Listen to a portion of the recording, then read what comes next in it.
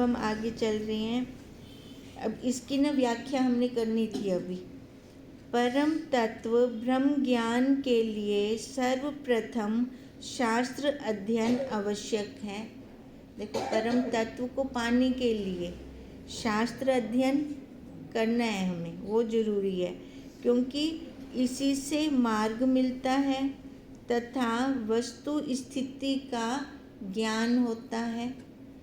लेकिन जो केवल शास्त्र अध्ययन ही करते रहते हैं, नित्य गीता, रामायण, वेद, उपनिषद का पाठ ही किया करते हैं, किंतु आत्मज्ञान की चेष्टा नहीं करते, उनका शास्त्र अध्ययन व्यर्थ ही है।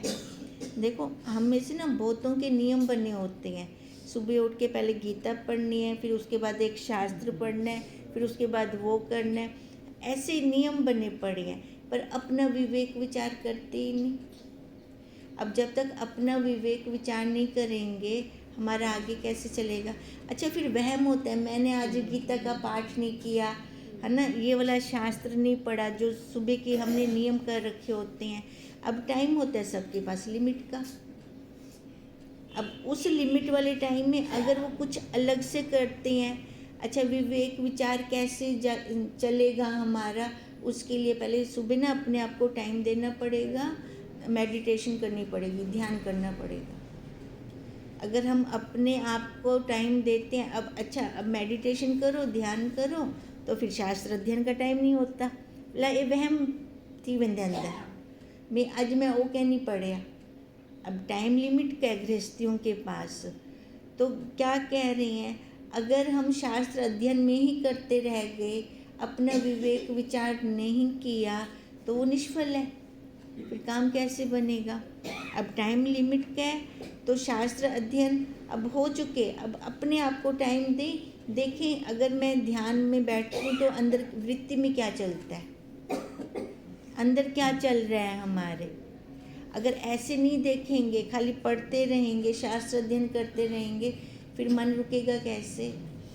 हमें अपनी स्थिति का कैसे पता चलेगा, वस्तु स्थिति का ज्ञान कैसे होगा कि हमारी स्थिति क्या है। फिर ये वहम नहीं पालने मन के अंदर। किंतु आत्मज्ञान की चेष्टा नहीं करते, उनका शास्त्र अध्ययन व्यर्थ है। केवल शास्त्र पढ़ लेने मात्र से परम तत्व का ज्ञान नहीं होता। शास्त्र पढ़ना और अनुभूति लेना अलग है, दोनों ही अलग हैं बिल्कुल। शास्त्र पढ़ लेने से लगता है अच्छा हो जाएगा। अच्छा, जब प्रैक्टिकली की आता है, टाइम आता है प्रैक्टिकल करने का होता है, फिर उस टाइम पता चलता है भी हाँ, और थींदा पे बोलना तो आसान है। जब अनुभूति में लाएं फिर हमें पता चले। तथा ज्ञान हुए बिना मुक्ति तो है ही नहीं। ये परम तत्व का ज्ञान नहीं होता, जब ज्ञान हुए बिना मुक्ति नहीं होती। शास्त्रों के अध्ययन का उद्देश्य ज्ञान प्राप्ति ही है। अब शास्त्र हम क्यों पढ़ते हैं, हम जैसे अब पढ़ रहे हैं ना, हम क्यों पढ़ते हैं कि हमें ज्ञान हो। मतलब अब जो हमारे पास वस्तु है ना, उसके लिए हम सही से जान सकें। अब उस वस्तु को अगर सही से जानेंगे तब उसको उपयोग में ला सकते हैं ना। शास्त्र अध्ययन का फल यही है भी उस वस्तु को सही जान के फिर उसकी अनुभूतियाँ करें। उन्हें पढ़कर परीक्षा पास कर लेना नहीं है।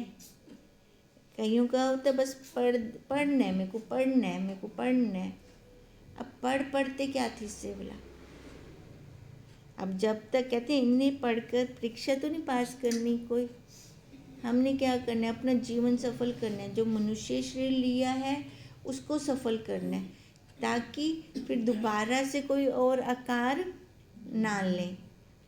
इसी प्रकार परम तत्व के ज्ञान के बाद भी सभी शास्त्र व्यर्थ हो जाते हैं। और पर ज्ञान हो गया फिर बार बार शास्त्र अध्ययन करना, फिर वो भी व्यर्थ है, फिर उनका कोई प्रयोजन ही नहीं रहता। शास्त्र परम तत्व के ज्ञान के लिए एक मध्यम है ना, साधन मात्र है, एक माध्यम है, बीच वाला एक कड़ी है। जिस प्रकार नदी पार हो जाने पर नाव की कोई आवश्यकता नहीं रहती, उसी प्रकार ज्ञान प्राप्ति के बाद सभी शास्त्र व्यर्थ हो जाते हैं। एक बार अपनी स्थिति हो गई ना, अब शास्त्रों में से क्या निकलता है? अपने स्वरूप की प्राप्ति। मूल तो सबका एक है, सभी शास्त्रों का। अब जब अपने आप में स्थिति हो गई, फिर कोई शास्त्र मुश्किल भी कहने लगता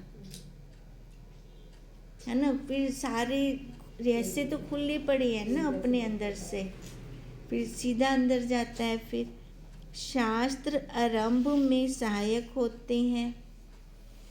शब्द जाल तो चित्त को भटकाने वाला एक महान वन है। देखो, अर्थ सभी शास्त्रों में एक है, फल भी एक है। अब उसी बात को कोई कैसे घुमा के लिख रहा है, उसी को कोई लेखक कैसे लिख रहा है। और फिर अगर हम शब्दों के जाल में फंसते रहे तो फिर हम बस शास्त्र अध्ययन में लग जाएंगे, बस उसको अपना अनुभव बनाना वो मुश्किल हो जाएगा हमारे लिए। इसलिए कहा कि शब्द जाल चित्त को भटकाने वाला एक महान वन है। इसलिए कहीं तत्वज्ञानी महात्मा से प्रयत्न पूर्वक आत्म तत्व को जानना चाहिए।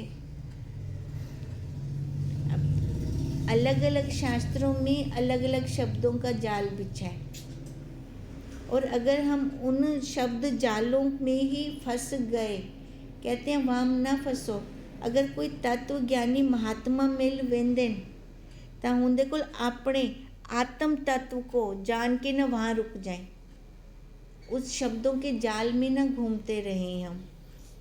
वेद, शास्त्र, उपनिषद आदि का अध्ययन करने वाले कई पंडित उनके शब्द जाल में ही उलझे रहते हैं। वे व्याकरण, छंद, अलंकार, व्याख्या, प्रवचन, महत्व आदि ही बताते रहते हैं एवं अपनी भिन्न भिन्न व्याख्याएं एवं अर्थ बताते हुए उनकी प्रशंसा अथवा निंदा करते रहते हैं, किंतु ज्ञान शब्दों में नहीं है। तो फिर ज्ञान कहाँ है? अपने आप को पढ़ने में, खुद ही पढ़ लो अपने आप। अपने आप को पढ़ें, अपने अनुभव करें ना, वही ज्ञान है।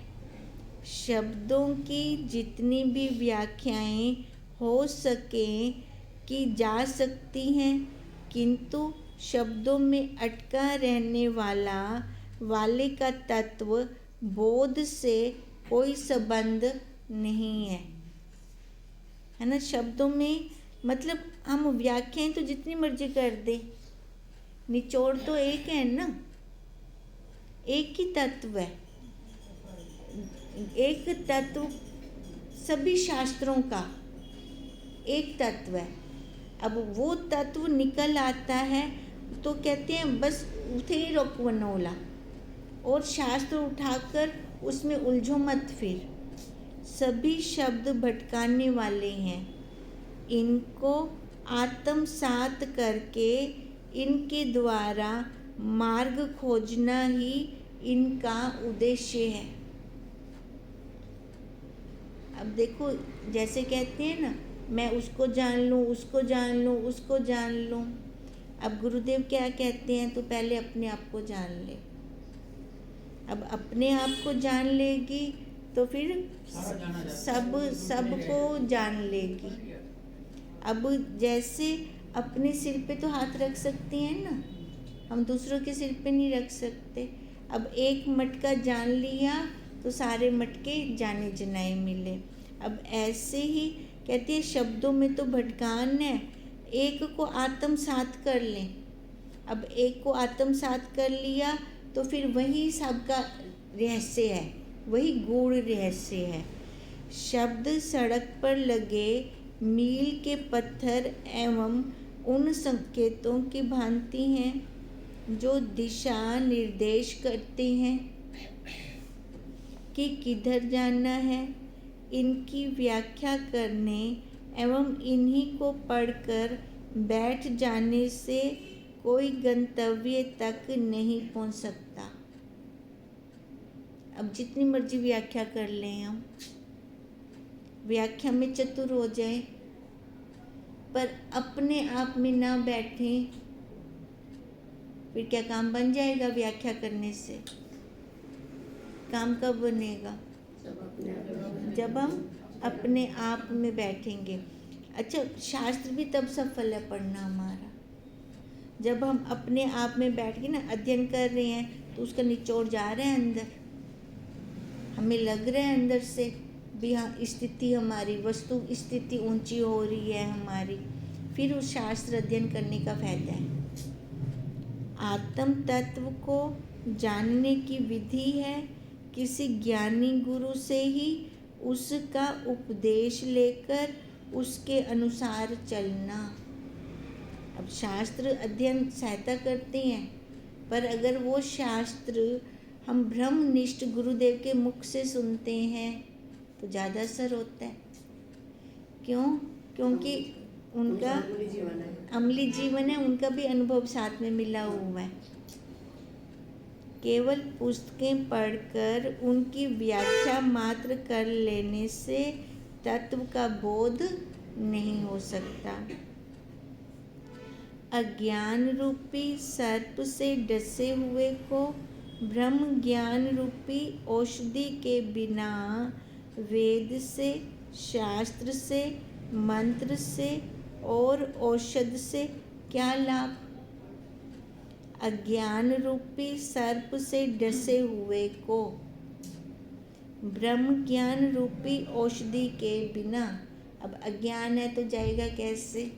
ज्ञान से, है ना। अब वो ज्ञान तो लेना, उसके बदले में मंत्र करे, है ना, और उपाय करता रहे, है ना, माला कर ले, जप कर ले, तो उससे उसका क्या होगा? तीर्थ यात्रा कर ले तो उसका अज्ञान जाएगा? नहीं, अज्ञान जाएगा, ज्ञान से जाएगा। अंधकार का नाश दीपक जलाने से ही होता है। हम जितने मर्जी और उपाय कर लें, अंधकार नहीं जाएगा। किसी मंत्र जाप से, वेद मंत्रों का उच्चारण करने से, उपनिषद, गीता, रामायण, गरुड़ पुराण आदि का पाठ कर लेने से, गायत्री मंत्र अथवा महामृत्युंजय का जाप करने से अथवा ब्रह्म रसायन खा लेने से उस अंधकार का नाश नहीं होगा। अब जिसकी जो दवाई है उसको वही मिलनी चाहिए, तभी उसकी बीमारी वो ठीक होगी। इसी प्रकार मनुष्य जिस अज्ञान में जी रहा है, जिससे वह ब्रह्म चेतन को भूलकर जड़ प्रकृति को ही सृष्टि का आधार एवं कारण मान बैठा है, अब यही सबसे बड़ा अज्ञान है मनुष्य का।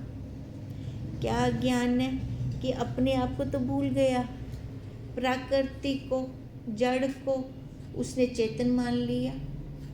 अब जब सही सही जानेगा तब उसका निवारण होगा अज्ञान का, जिससे उसको सारे दुख, संताप, असंतोष, घृणा, ईर्ष्या, द्वेष, कलह, रोग, शोक आदि घेरे हुए हैं।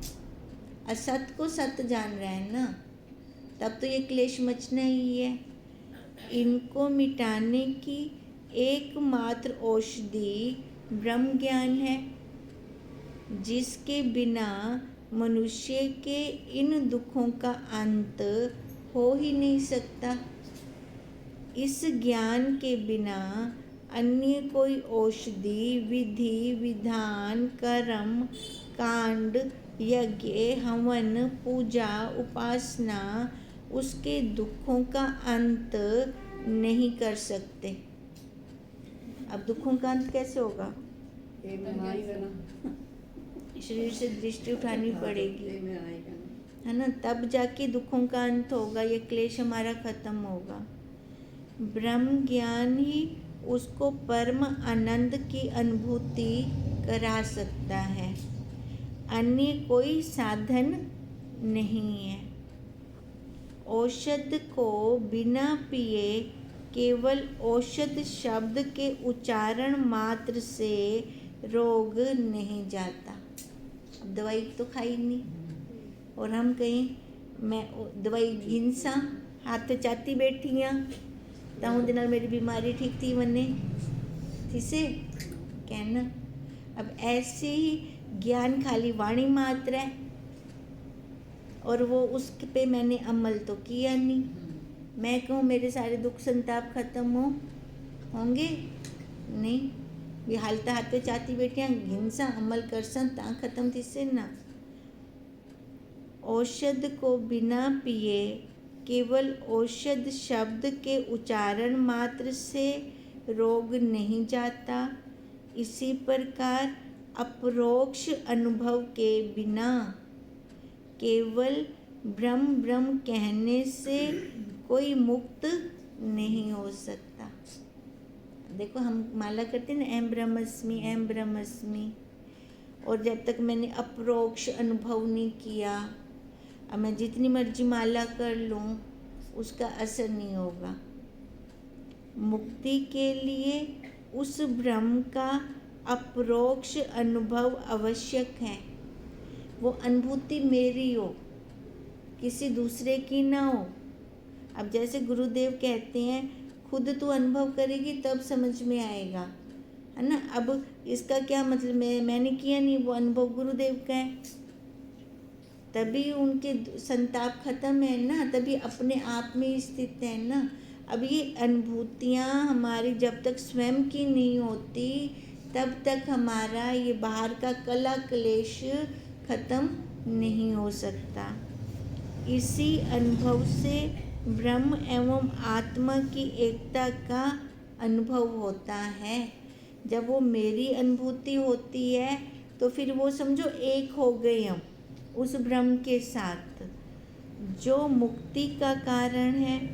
जिस प्रकार औषधि के नाम के रटने से रोग दूर नहीं हो सकता, उसको पीना ही पड़ेगा, उसी प्रकार ब्रह्म नाम को रटने मात्र से ब्रह्म का अनुभव नहीं हो सकता। अपरोक्ष अनुभव के बिना मुक्ति नहीं होगी। इसलिए मुक्ति के लिए नाम जाप पर्याप्त है। भी नाम जाप का क्या मतलब है, भी रटना कहनी एम ब्रह्मस्मि, ये रटना नहीं है।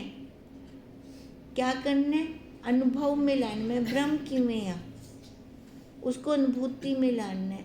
अब मैं ब्रह्म कैसे हूँ, पहले तो ये नाम रूप से हटूंगी ना, क्योंकि वो दिखाई तो देता नहीं, दिखने में ये आकार है, और आकार जो है ये प्राकृतिक है, ये असत्य है। अब इस असत्य से जब मैं उठ जाऊंगी तब उस सत्य का अनुभव करूंगी। अब उसकी अनुभूति के बिना कहते हैं हम, वही बात है ना, दवाई जब तक मैं खादी गई नहीं मैं ठीक क्यों थी सा। बिना दृश्य प्रपंच का विलय किए और आत्म तत्व को जाने केवल बाहरी शब्दों से, जिनका फल केवल उच्चारण मात्र ही है, मनुष्य की मुक्ति कैसे हो सकती है। बिना दृश्य प्रपंच को विलय किए, बाहर वाले संसार को तो उसने खत्म किया नहीं, उसको लय तो किया नहीं उसने, आसक्ति बाहर है अभी। कहते हैं और आत्म तत्व को जानने केवल ब्रह्म शब्दों से, और खाली उसको शब्द मात्र ज्ञान है, शब्दों से वो जान रहा है। फिर उसका फल भी कैसे, केवल उच्चारण मात्र ही है। तो मनुष्य को मुक्ति कैसे मिले? लेकिन शरीर तो उठा के नहीं, लेकिन ना मैं शरीर कहने वाणी मात्र है मुक्ति है ना, बिल्कुल कहना थी से उतना। ऐसे ना हमें खुद को भी नहीं पता चलता, बहुत है ना। हम कह तो देते हैं भी मैं ब्रह्म हूँ, मैं साक्षी हूँ, मैं सच्चिदानंद हूँ, पर जब कोई स्थिति परिस्थिति आती है फिर पता चलता है ना उस टाइम पर भी शरीर से उठे हैं कि नहीं उठे, भी कुछ लग रहा है, फिर लग रहा है तो शरीर पे बैठे हैं। अगर कुछ नहीं लगता फिर ठीक है, हमने इसका वजूद नहीं माना। जिसने इस शरीर का वजूद नहीं माना उसको कुछ असर नहीं होगा, उसकी कोई पकड़ नहीं होगी। लाख से होता पागल है बोला। वो वाणी से नहीं बोलेगा ना, वो निश्चय से बोलेगा। हाँ, फिर बोलना भी नहीं रहेगा, बोलना भी नहीं रहेगा, अपने आप निश्चय हो जाता है। फिर संसार की दृष्टि में वो तो पागल है ना। फिर सामने वाला बहुत कुछ बोलता जा रहा है, अब वो उसको असर भी नहीं हो रहा उस सब बातों का, तो सामने वाला क्या समझता है, पागल है। अच्छी गाल है, उन्हें गल को पागिद है। वहाँ बाहर वाले को पावण जरूरी थोड़ी है। आज तक बाहर वाले को ही पाते ही था, क्या फल निकले आई। पर ये दृढ़ता अपनी हो, फिर ये ना हो भी हम अंदर से तो महसूस कर रही हो, पर बाहर से एक लेवल लग चुका है तो हम वहाँ पर मौन होकर बैठे हैं। ऐसा ना हो तो उसमें क्या होगा, हम अपने आप को धोखा देंगे। तो वहाँ पर हमने अपनी मतलब हमने नंबर लगानी है वहाँ पर। ठीक है, एक टाइम आता है कि वाणी से नहीं बोलते तब भी अंदरों भी तक कुछ थिंदा पे, या अंदरों भी तू हूँ परिस्थिति दा आनंद गिंदा पे। एक ऐसी अवस्था भी होती है, तो उस टाइम हम देखें। फिर जब उस परिस्थिति का भी आनंद लेते हैं फिर ठीक है, फिर हम ठीक चल रहे हैं। भी उसके प्रति कुछ आ नहीं रहा ना मन में भाव, उसका भी आनंद है। आनंद ये थोड़ी जब सुख वाली अवस्था आएगी, अनुकूल अवस्था आएगी, मैं उसका आनंद लूँ, नहीं। जब प्रतिकूल अवस्था आए तो मैं उसका भी आनंद ले रही हूँ या अंदर से कुड़कुड़ कर रही हूँ, तो ये भी हमें लेना चाहिए। अब तब वो ज्ञान वाणी मात्र नहीं रहेगा, फिर नहीं तो वो ज्ञान फिर कैसा रह जाएगा, वाणी मात्र। क्योंकि ऊपर से बंद है, ऊपर से नहीं कुछ बोल रहे, अंदरों कोड़ कोड़ थींदी पिए। इतनी गहराई वाला अपने देखना है। जब ये गहराई वाला देखेंगे फिर जाके अपने आप में स्थिति पाएंगे हम। फिर बिना दृश्य प्रपंच को विलय किए और आत्म तत्व को जाने केवल ब्रह्म शब्दों से, है ना, पढ़ के जानना है, गुरुदेव के मुख से जानना है, पर दृश्य प्रपंच को विलय नहीं किया, जिनका फल केवल उच्चारण मात्र ही है। अब क्या उच्चारण मात्र क्या हुआ, हाँ जी, वाणी मात्र हो गया ना। अच्छे से किसी को प्रवचन दे दिए, अच्छे से किसी को समझा दिया। मनुष्यों की मुक्ति, उन मनुष्यों की मुक्ति कैसे हो सकती है फिर?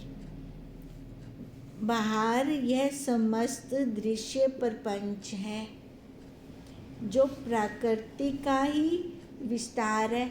बाहर तो सारी परमात्मा ने बना रखा है ना, सारी परमात्मा का बनाया हुआ है। इंद्रियां, मन, बुद्धि आदि के द्वारा इसी का ज्ञान एवं अनुभव होता है। आज तक हम कैसे ज्ञान ले रहे थे? मन बुद्धि से, इंद्रियों से, तथा जीवन के लिए इसी की आवश्यकता एवं अनिवार्यता है। जीवन के लिए है। इसलिए मनुष्य इसी को महत्वपूर्ण समझकर इसी को सत्य मानने के भ्रम में जी रहा है। ये सारी आवश्यकता इस शरीर पालना के लिए है। हमारी बुद्धि में ये बैठ जाए, जो अपना साक्षी है उसकी आवश्यकता नहीं है ये। उसकी आवश्यकता क्या है? ये ब्रह्म ज्ञान महावाक्यों को लेकर अमल करना है ना। कैसा? अप्रोक्ष, प्रोक्ष नहीं, अप्रोक्ष, उसकी अनुभूतियाँ करना। पर हम क्या कर रहे थे? जो शरीर के लिए पालना कर रहे थे उसी को हमने सत्य मान लिया। किंतु मनुष्य के भीतर एक दिव्य चेतना शक्ति विद्यमान है। हम सबके अंदर है वो शक्ति, जो इन सब संसारिक क्रियाओं एवं गतिविधियों का आधार एवं मुख्य कारण है वो चेतना, जिससे वह अनभिज्ञ है। अब मनुष्य अनभिज्ञ है, मनुष्य जानता नहीं उस चेतना को इतनी जल्दी। कई अज्ञानी तो इसकी सत्ता में ही विश्वास नहीं करते, जो मूढ़ता के सिवा और कुछ नहीं है। अब उसको नहीं जानते। क्या कहते हैं? आज मेरे मन में ये आ रहा था, भी वो अंदर वाला मेरा मन है, वही समझते हैं। वो बुद्धि में ये चल रहा था, है ना। तो वो उस साक्षी को ना जानकर किसको जान रहे हैं? मन को, शरीर को ही, मन को ही वो पक्का कर रहे हैं अपना। और भी मुक्ति की इच्छा रखने वालों को इस समस्त दृश्य प्रपंच का विलय करना पड़ेगा। तभी कहा ना, वो पहले जो हमने प्रकरण किया वो क्या था? षट संपत्ति। जिज्ञासु साधक कैसा होना चाहिए, है ना। इन साधनों से पूर्ण होगा। जिसने शम दम तितिक्षा साधन ये जिसने कर रखा होगा, समाधान, है ना, जहाँ इन सब निकल चुका होगा इन साधनों से, तब जाकर उसको जिज्ञासा होगी। और कहा कि जिज्ञासा भी होनी बहुत ज़रूरी है। जिज्ञासा होगी तब उस परम तत्व को वो जान सकेगा।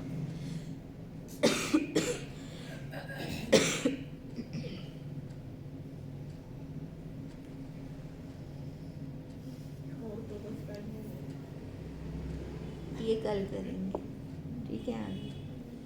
ओम तम नमामि